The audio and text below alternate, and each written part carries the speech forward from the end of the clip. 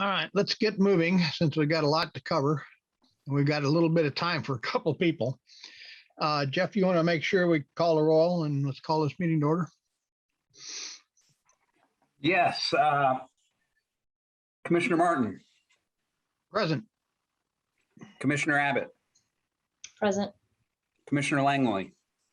Yeah. Commissioner Tucker.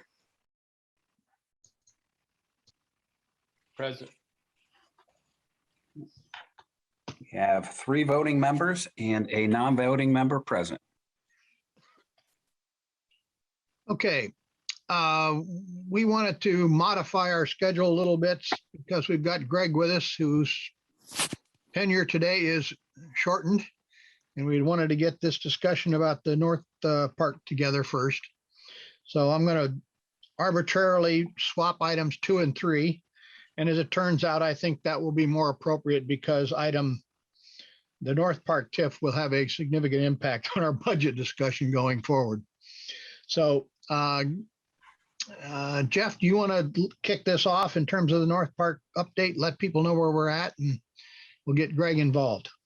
Yes. I guess each of you should have received by email kind of estimates for the four different road projects we were talking about.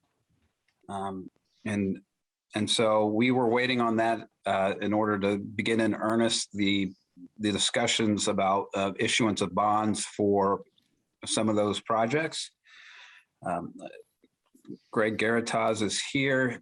His staff indicated that there was a little over $3 million in bonding capacity as it currently sits in that TIF. And there are approximately $10 million in projects. Those estimates do not include engineering fees, right-of-way acquisition, and item or Corps of Engineering fees. So those numbers are somewhat low at this point. But we wanted to make sure we got this conversation started. We did met with Steve Kreider, and it was Lisa Ridge, Richard Martin, Jackie from planning, and I met with Steve yesterday to kind of go over some of these numbers. And I think Lisa's going to look at it through her department's lens to make sure they're reasonable and as accurate as possible. But I think that is kind of the broad overview. I think the other item, and I think we talked about this at the last meeting, is that in order to accomplish bonding this year, we'll have to begin the process relatively soon. So I think we've got some time constraints on that end of it. The discussions about any type of bonding, and I reiterated this with Steve, is that it would be similar to what we had last time, where the developer would assume the risk of development out there. So the pledge would not be anything outside of TIF revenues for that district. And I think that's kind of the broad overview. If you have any specific questions, more than happy to answer them. Or I know Greg's here and he's got another redevelopment commission meeting tonight, so maybe have him discuss what he needs to. Yeah, I guess my first question is, where do you come up with the $3 million capacity in the TIF? So Richard, what we did is we looked at some of the current revenues and we projected those forward. So it's an estimate on some of the revenues that we're receiving and kind of projecting forward. So it did not take into account new development.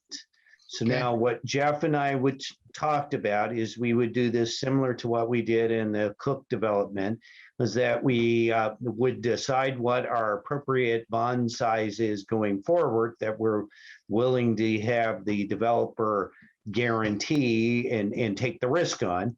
And then we would create basically a draw bond concept. So the whole concept there would be as expenses are paid, then he would basically be entitled to that amount of bond as he makes those expenses. The hope then is that some development would transition during that period of development. And then the 3.9 would obviously grow as new development occurs. Again, if worst case scenario, as Jeff portrayed, if worst case scenario happened and there was no new development, then that's all he would really get paid for over the what is the existing life of that TIF. Okay. I guess I'm Does that make having sense? trouble. Yeah. I'm having trouble figuring out where you came up with the 3 million though. We have in that, we're now generating about, what is it, 150,000 a year, something like that? Okay, Where's and that? Charlie, are you on here? I Just, don't see him. I don't see him.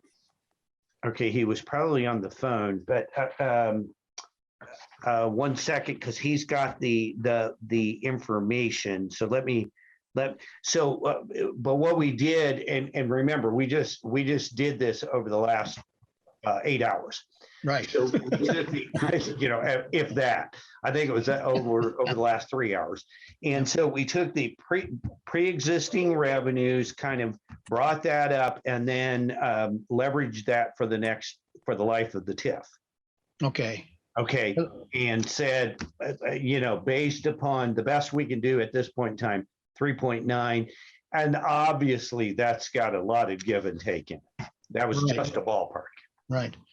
Because we know that one other thing that's happening here is that as part of the incentive to build these things, these people come forward and get an abatement, which reduces the revenue that's available to us. So we've got the new project that's on the corner, which is probably the largest piece of property there in terms of its value for development, has got a 10-year abatement on it. So we're going to be seeing no income early on and a growing amount of income in the latter years. And I wondered whether that was taken into account. Well, and remember, Richard, abatement applies to the building. It doesn't apply to the land. So there will be an increased value on the land. So it doesn't mean no TIF will be coming in. Right. Some TIF will be coming in. Right. And so, we took into account what we knew at this point, but obviously what we do. So what we do is, next step is we get the meeting, we sit down with Steve and we get his development plan like we did before over the next 5 years. Okay. And then we say, give us the square footage, and we do what we call a plan assessment and build that revenue back into the hypothetical TIF bond, so to speak. And then we see what it will actually support. We have not done that at all at this point. Okay. All right. The other Okay, issue that came up when we were talking was some of the property in this TIF is now owned by IU Health.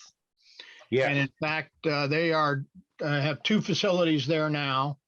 But they have this concept perhaps of essentially building lease space for doctors in the future.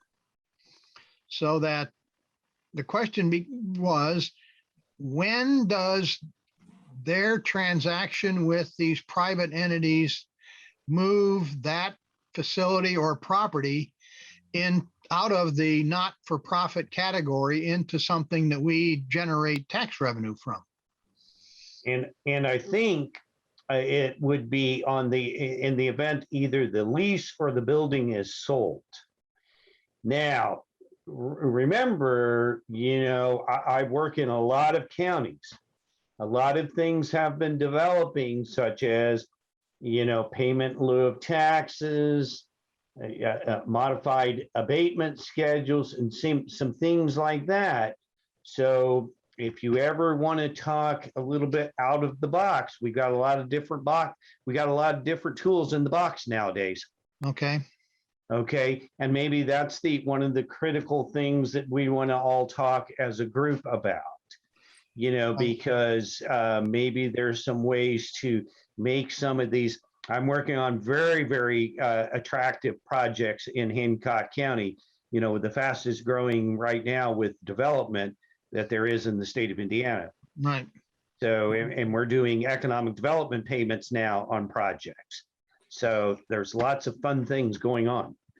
And I would just say, I pulled up the annual report for the State Road 46 TIF district. That's what I was going to do. And it was, as of in 19, it raised about just under 380 million, That's or not million thousand, right? 380,000. And so, and the two previous years, it was between that and 350,000. So there, I think So the Richard- 150 is maybe the settlement, the spring or fall settlement amount. Yeah, that's what I'm thinking. Because when Okay. Richard said that, I was like, oh, I don't think that's what we leverage. We leverage Okay. more dollars because that wasn't making sense All right. numerically. So I was probably looking at a settlement number, which should be happening twice a year. So I double my number.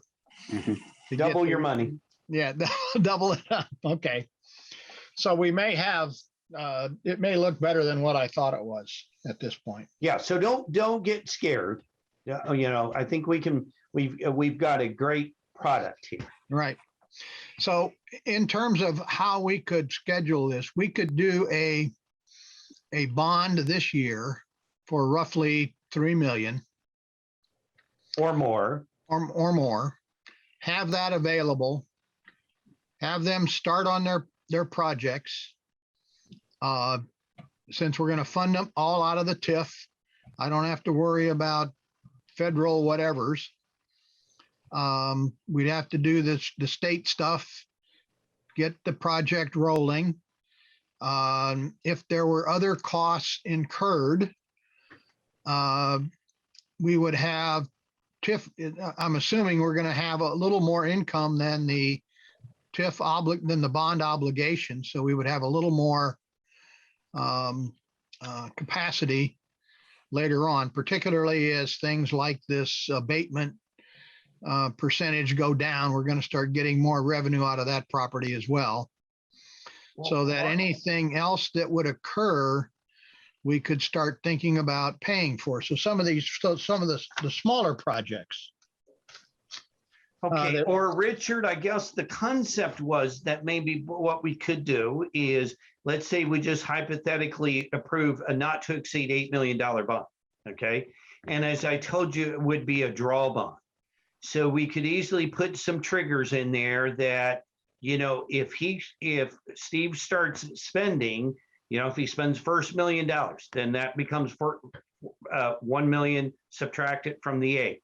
Right. And we could put in there triggers for development or triggers for whatever. Okay. And so the thought that we have is he gets the right to collect TIF plus interest up to the assets that he builds for the county. Okay.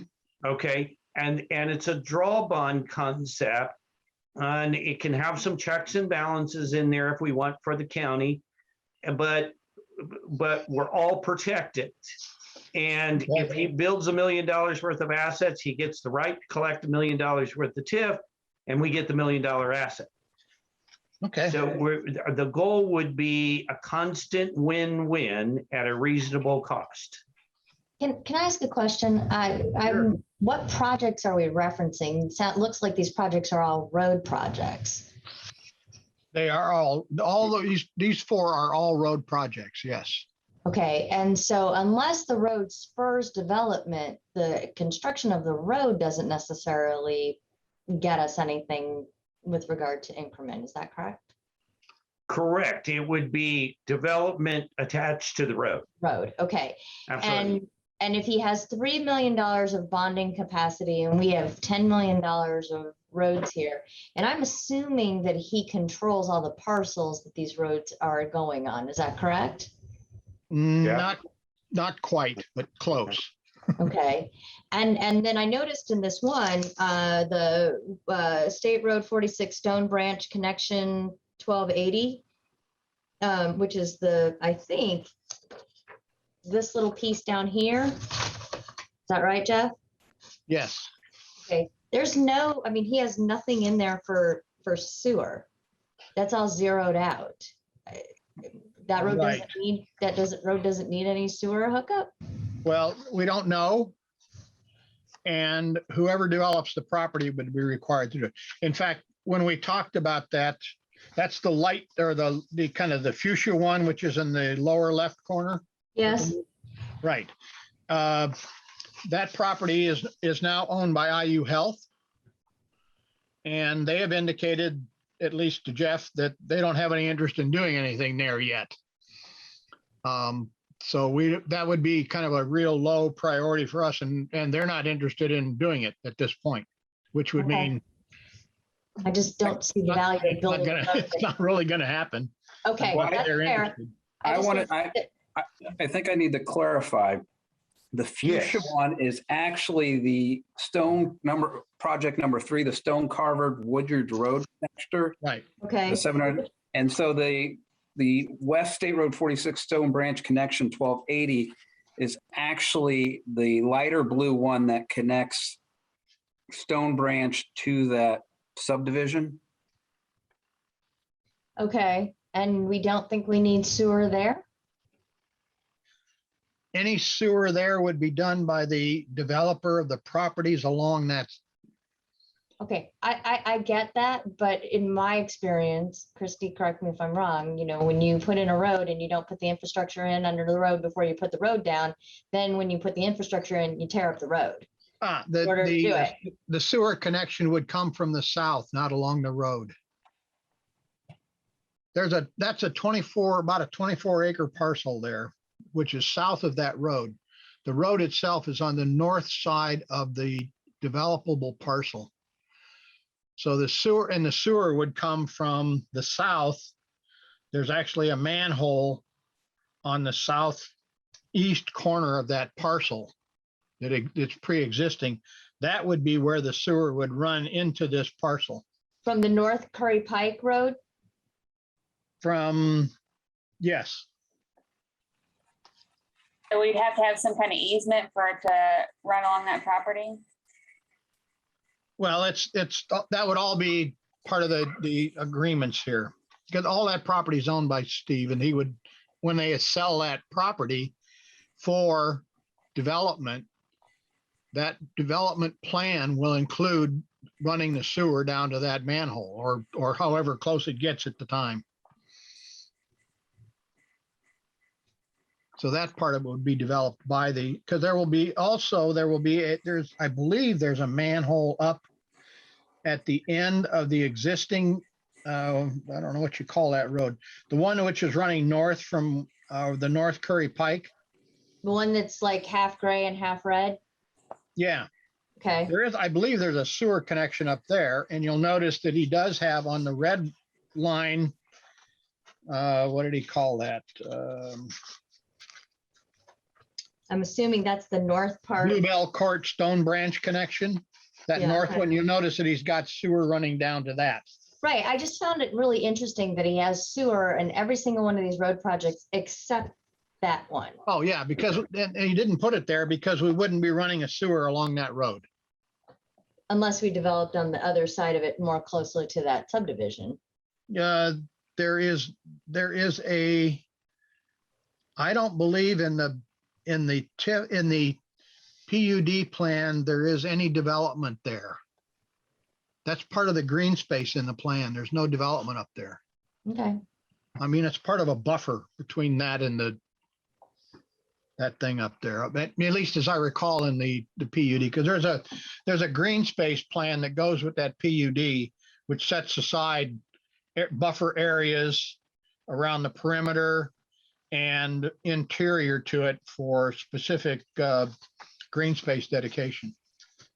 okay, since he only has $3 million of bonding capacity through this bond, do we have any idea which one of these is the priority for him? Well, I think the Hunter Valley is. Okay, And remember, on the 3 million, that's on pre-existing TIF. Right.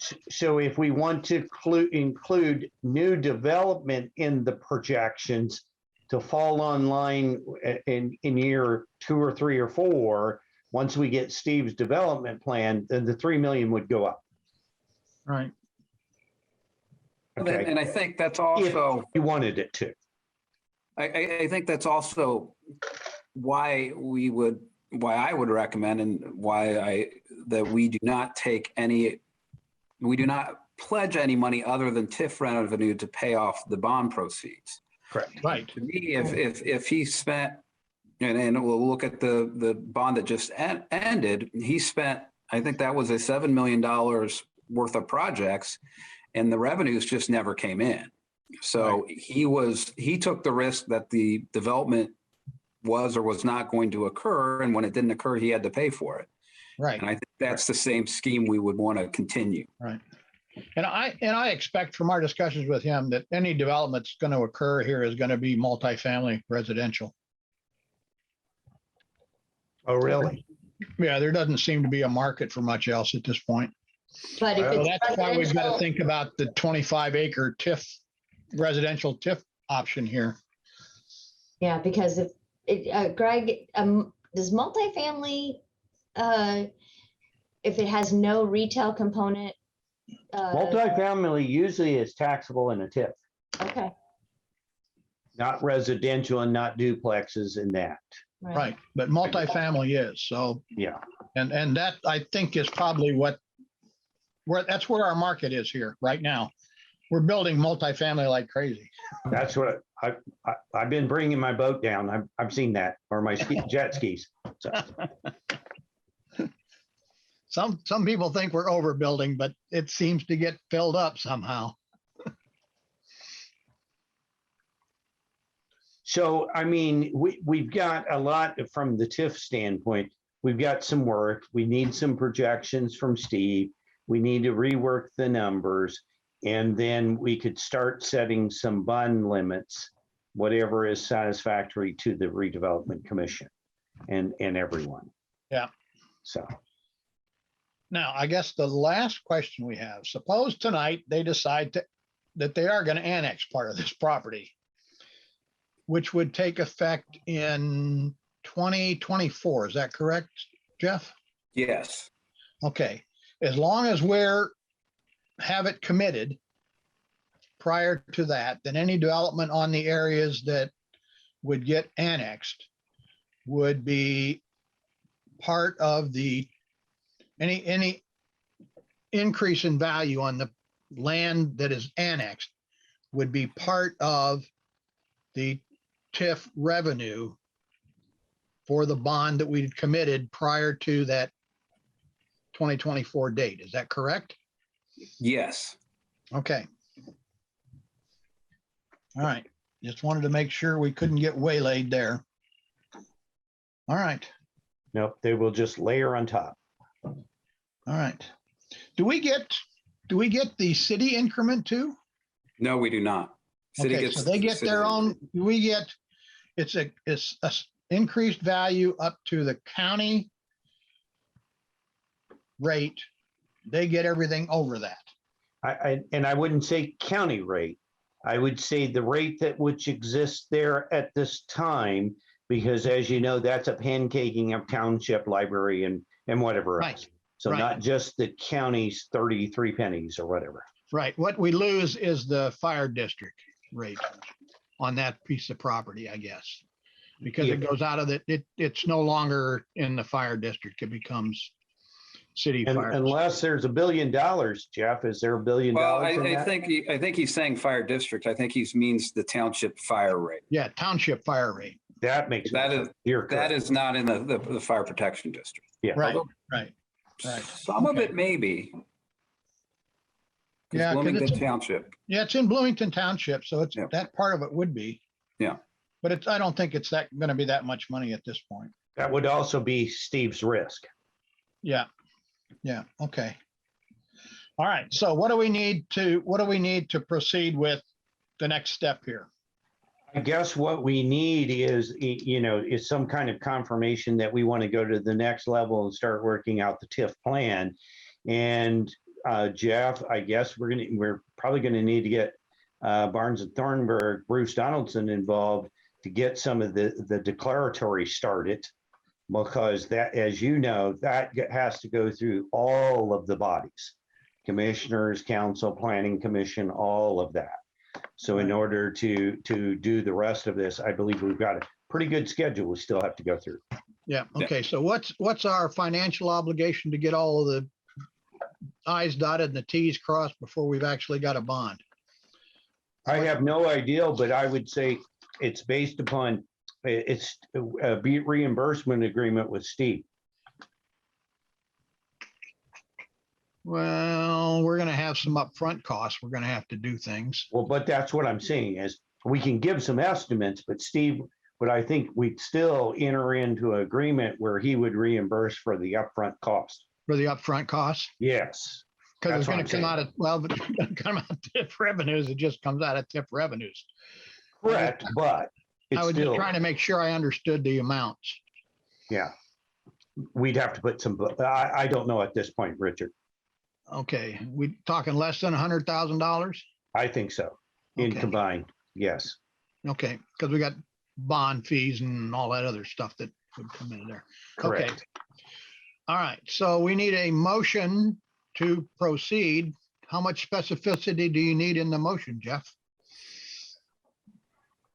Well, I think the motion to proceed is kind of what we need. I'm not sure we need a lot of specificity. I'll let you know that we've already talked with Bruce Donaldson with Barnes and Thornburg and the Financial Solutions Group. I think the next step for me is to get a meeting with Greg and Steve Kreider where I attend, Lisa attends, a member of the RDC attends, so we can start working on some of the issues. Okay, So I think as long as people are comfortable with proceeding that, I think the motion should be proceed as stated. okay.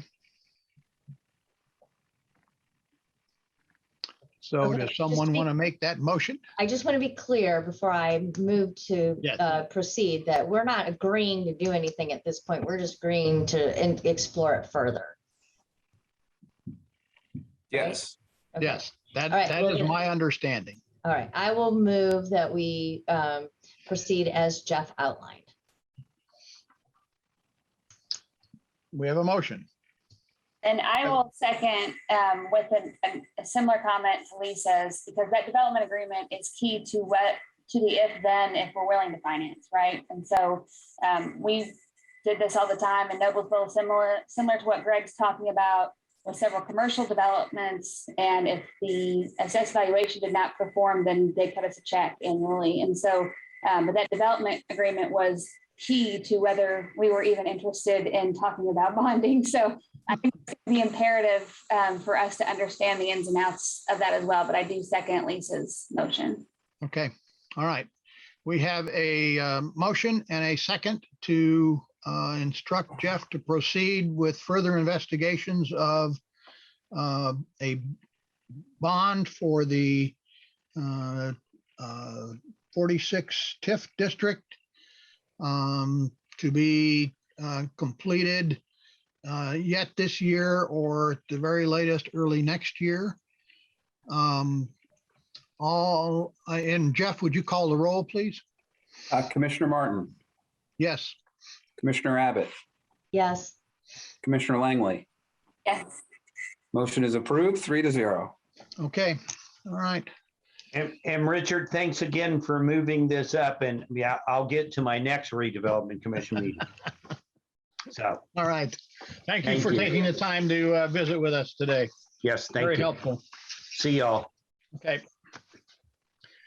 All right. Moving on in our agenda. Budget discussion. Jeff, you want to lead this as well? I think Lisa is the Lisa gets to leadership lead on this. Okay. Well, okay, I do not have them in front of me. So I apologize for that. I had to do an unexpected funeral home run. We discussed the budgets last evening, and that was our budget hearing. There were no changes to our budgets as in the previous years. The only parts that were appropriated is into if there's a bond payment the TIF annual revenue cost or the TIF annual report cost, and then the rest goes, the remainder of the funds of the estimated revenue go into engineering and construction for the projects. Right. Now, I had a question. All right, you sent us also the 3 project appropriation budgets. I sent you, are you talking about the grant funds? Yeah, these are grant funds. You have those. You Yes. sent us those. Okay. And then the other piece of information that I got was these estimate of fees and other revenues payable. Does that Okay. make- Estimated fees. And other revenues payable. And I have one for each of the TIF districts. So is that the top on top right, form 33? Yes. Yes, Form 33. Okay. All right. And most of them have zeros on those? No, these have a lot of money on them, actually. Okay, the only reason why you might have got something different is because after we did our initial Form 33s, we were instructed by the audit or the council administrator to take off any of the property taxes that the TIF districts and other, like our cumulative bridge takes in, because they report that in a different manner. So Okay. actually, so I think what you got was probably our original version, because then what we actually had to turn into the council was different. Okay. All right. So what is on the one that you actually turned in? I guess is my question. That was just the fees we pay for the annual reports? Yes, that would be, let me, hang on. I think I can log in. You can't see me, but I think I can log into my desktop and Okay. I can look at, Are we talking about the Form 33s? yes. Do you have those? I'm looking at it, and those are not, those are our estimated collections. Yes. So that's not what we pay out. That's our estimated amount that we would receive. Okay. Yes, Form 33 is estimated revenues. Right. So these are going to be our TIF revenues coming in. Yes, And estimated. we can, right, and then we can match these up with our bond obligations for each of these years, and that gives us an estimate of, excuse me, our excess that's available, correct? Correct. And from that, we would subtract our obligations for the annual reports, Yes. and the rest should then be available for other activities. Yeah. Yeah. And we, like I said, we typically put it, the appropriation into the line of engineering and construction. Eventually, things like the Curry Pike project, which is out of the TIF, and the Fullerton Pike, which is out of the TIF, and the Vernal Pike project, which is in a TIF, we will transfer cash to those grant funds and then appropriate them into there to help construction of those projects. Okay, what do we do about the money for RBB? How does that get? That'll come straight out of, that won't go into a grant fund. That'll come just straight out of that 4920 budget.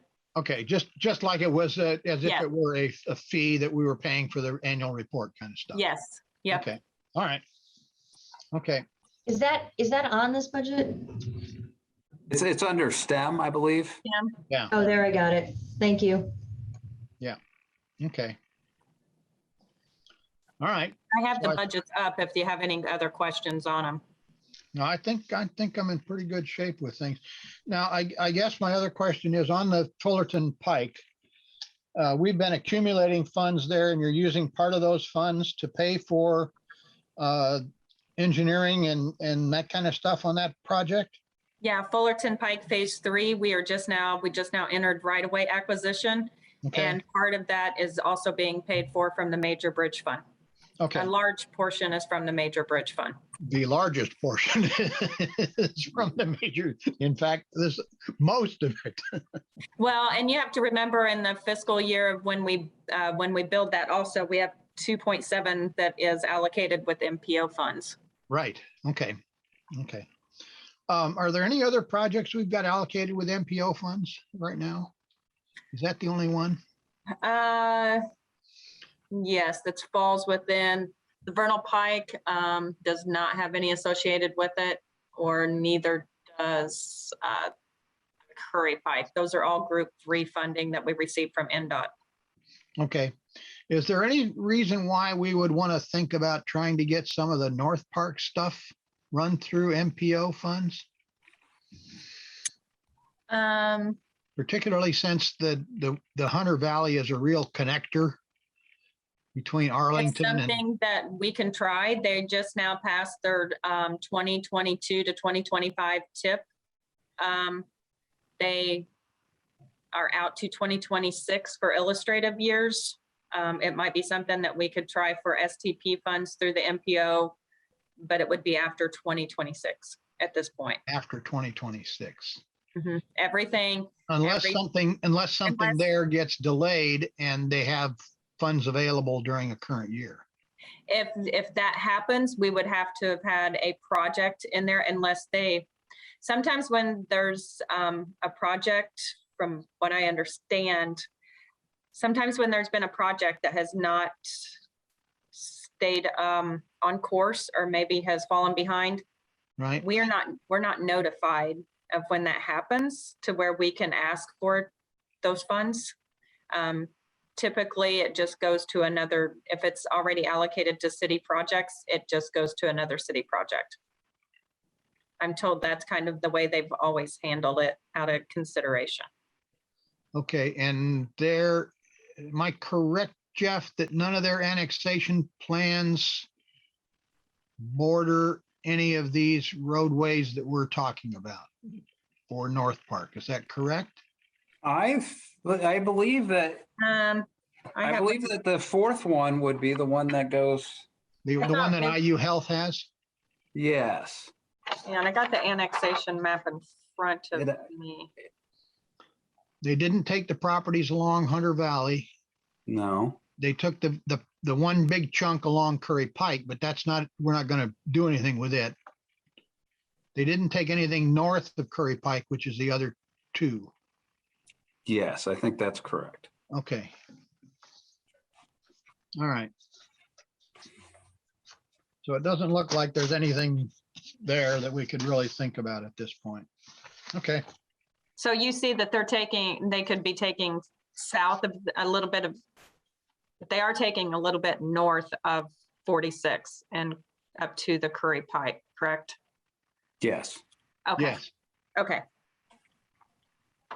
but they're not taking the ones that are on Hunter Valley, and they're not taking the PCB site. And apparently there's another little section to the west of the PCB site they're not taking either. I don't have the map in front of me, but I'm not sure which one's the old PCB site up there, but yeah, they don't I want think that. Jeff and it's I think a one Jeff and that's really oddly shaped. okay, yeah, you're right, that little triangle piece there, okay. Okay. All right. Okay. So I think we have definitely determined that we have funds, estimate that we're going to have funds available to do the things we have scheduled. We still have to be careful about what we're doing in the Curry Pike area because we are close on funds for 2023, as I recall. But other than that, we're financially in good shape. Is that correct? That's how I see it. Okay. All right. I think we're good until we go into construction for Vernal Pike. Yeah. That I think that's kind of the next bigger step for Right. funding. So, Right. and we do have, I guess, since we're talking about projects a little bit, all the property owners have received their right-of-way appraisals for the Vernal Pike extension, Sunrise Okay. Greetings extension. Are you still anticipating we're going to have to go to Corda here? Worst case scenario, I am anticipating that. I can tell you for the 6 parcels, the appraisals, I believe, when I added them up, came to 1.4 million for all of them. Okay. 2 of those parcels were in the 6 to 7, basically 6 to around 600,000 each for the High Tink and the Central Supply. Right. Okay. And we have 1 or 2 already secured parcels there. So out of the 6. Okay. All right. Let's just hope we move along successfully here. Yeah, I think they have 30 days to respond once they received them, and we sent them electronically on the 31st and then also certified mailed them out. So Okay. I expect to hear something in the next 2 weeks of maybe counter offering. So, Okay. All right. or an All right. extension. Let's go. We're moving along. Okay. Any other questions or discussion on the budget? If not, let's move on to claims.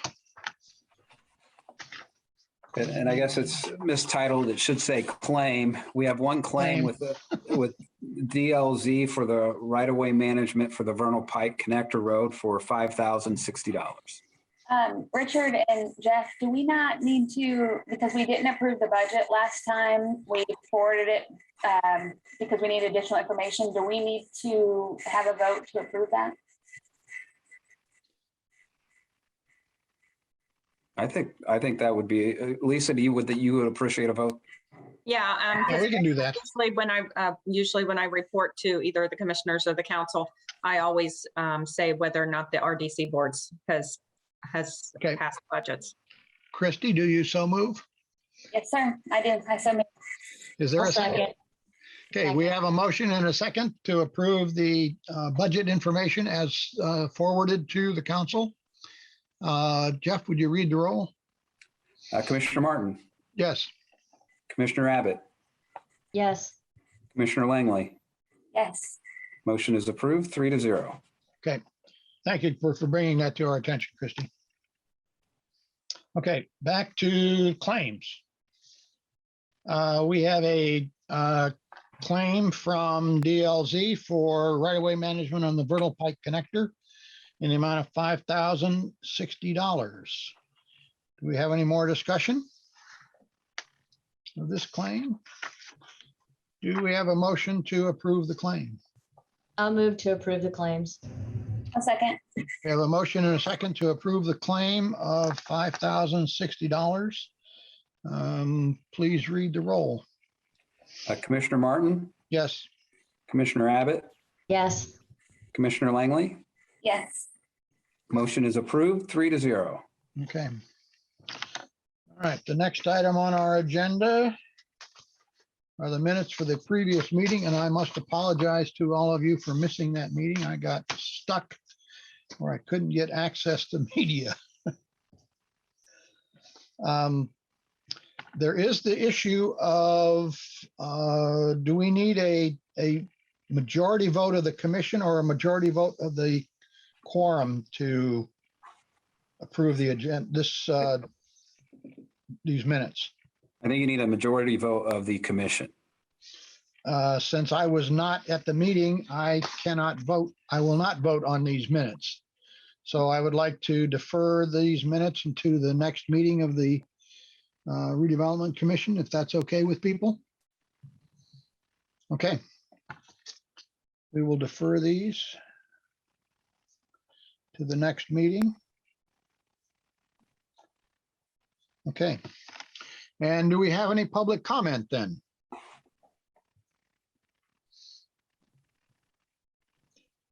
I hear no public comment coming forward.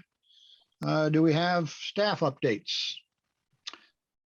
I have a Jeff? few things. Lisa, do you want to go first or you want me to?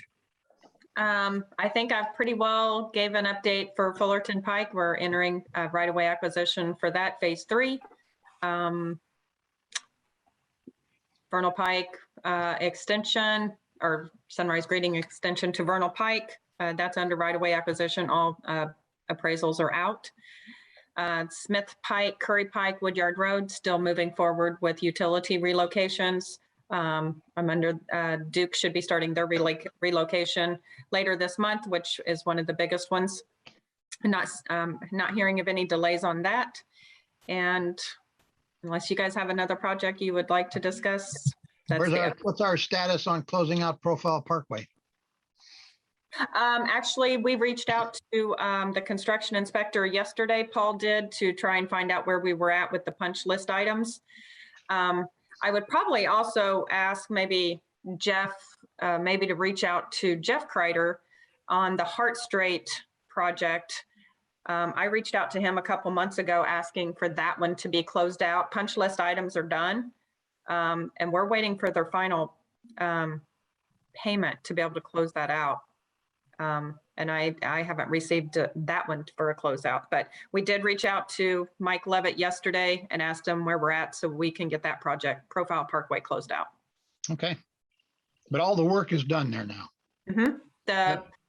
We're on Profile Parkway. We're waiting to see where they're at with the punch list items. Right. Right. Yeah. Okay. Nope. I've noticed that it's being used quite heavily, actually. Yeah, I used that and cut through there. So it's a nice route. Yep. Okay. Well, I have a couple things. One kind of relates back to the North Park TIF update. I just wanted to let the RDC know that the commissioners this morning approved the purchase of the properties, all but one of the properties south of Hunter Valley Road, that's along the road frontage. So, the right-of-way cost wasn't included in that, but I think that the county commissioners would be more than happy to help out with right-of-way in that area. The other thing is, at last month's meeting, the redevelopment commissioners asked me to talk to the commissioners about residential TIFs and how to get that conversation moving forward. I've spoken with the commissioners on a couple different occasions. They wanted more information, so I forwarded them the ROI session involving residential TIFs, and they're going to watch that and listen and come back with any additional questions. They're still in the process. I think they want to look at this and have the conversations with this in October. I know they're talking with the Affordable Housing Commission in October to kind of talk about this. I know that there's at least one thing coming from planning that has to do with housing, and they've had a couple others in the past few months, and they really are trying to get a handle on that. So I think that conversation's been started. They're just trying to get up to a little bit more speed. I think some of their biggest questions is, how do you maintain the affordability component of any project in those areas? And so I'm going to reach out to other units to see how they've done that. So that conversation's been started. They're going to let me know, when they're ready for that, but they indicated that it would be in October. I think they want to get past annexation, and they want to get past some of the higher emergency COVID things. They have a appeal request for one of the ordinances. So I think that all should wrap up in the next few weeks. And so I think they really want to have these conversations starting in October. Okay. One of the things on affordability, I think Lisa may have brought this up before, that Habitat has some mechanisms in their protocols to maintain affordability of the projects that they build. And I think those kinds of ideas should be brought forward as well, so that people understand there are some options out there. Well, and I think one of the things that I think the city does is they've done the kind of mortgages where it falls off after so many years. I need to figure out how that works if we don't own the land and we aren't providing the loan mechanism, right? So we're not selling it. I can do that with you. I did that for years. Okay. Well, maybe you want me to give you a call maybe tomorrow or the Friday and kind of sit down and talk about it, or? Yeah, Friday would be better. Tomorrow I'll be at the Indiana Affordable Housing Conference. Okay. Speaking of which,